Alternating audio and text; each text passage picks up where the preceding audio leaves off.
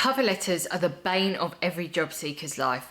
Why are they still a thing, and what should I even write in them are questions I get asked all the time. Now, when I talk about cover letters today, this could be any means that you're going to introduce yourself to the employer. So it doesn't need to be a traditional formal letter. It could be an email, a direct message on LinkedIn, or a note that you are asked to complete for the applicant tracking system when you apply. You are going to use this as a way of introducing yourself. So by the end of this video, you will know exactly what you need to write in a cover letter, and you'll have the opportunity to download a free template. Now, if you're new to my channel, make sure you subscribe, as I share videos supporting you in your job search every week. Now, there are 3 things you need to know when writing a cover letter. Now, the first thing is to be respectful of the reader's time. So when working as a recruiter, I could receive up to 200 emails per day. So most of the time, cover letters went unread, especially if they were too wordy. We had a hard time reading all of the resumes that we received, let alone reading the cover letters. But the ones that stood out and actually got read were the ones that were short and to the point. Now, let's talk about your resume. And if you haven't already, go check out my video, Perfect Resume 2024. I'll pop a link in the description below.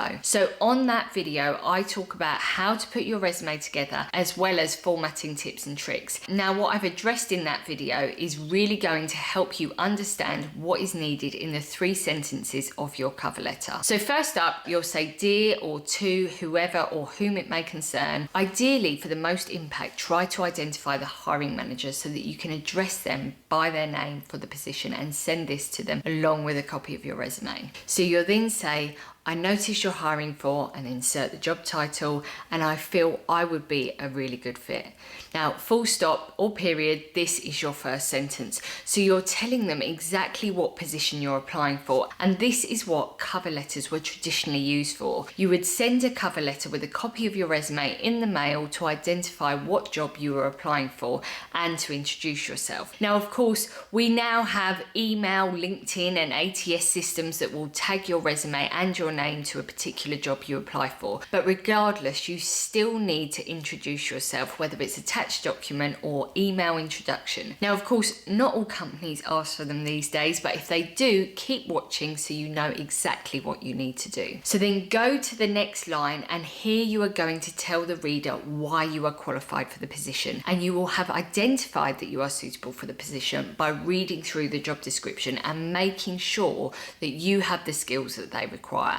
Now, this template isn't for speculative applications. I'll do another video on that another time. So you'll say, I have X years of experience in whatever the specific skill or task is that they are looking for. Now, next, and this is where your tailored resume comes in, you want to direct them to the professional summary of your resume, where you have highlighted your significant experience and accomplishments that are in alignment to the job description.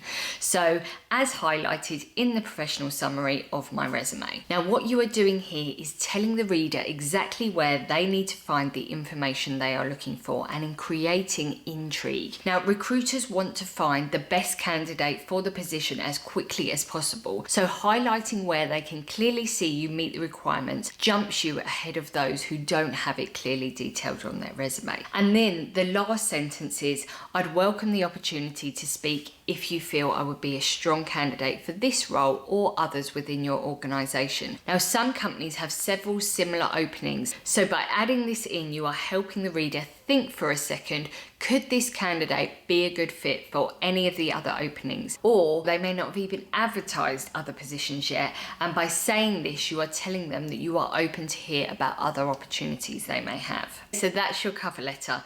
I noticed you're hiring for insert job title, and I feel I would be a good fit. I have X amount of years of experience in whatever the specific skill or task, as highlighted in the professional summary of my resume. I'd welcome the opportunity to speak if you feel I would be a strong candidate for this role or others within the organisation. So keep it short and to the point, and avoid giving your life story, as people don't have time to read that. You could add more details about where you meet the requirements or a significant achievement where relevant, but you should have all of this highlighted in your resume. So give this template a try and let me know how you get on in the comments. clients. And if you found this video helpful, you may also find this one useful, where I tell you how to identify the hiring manager. Thanks again for watching, and I'll see you there.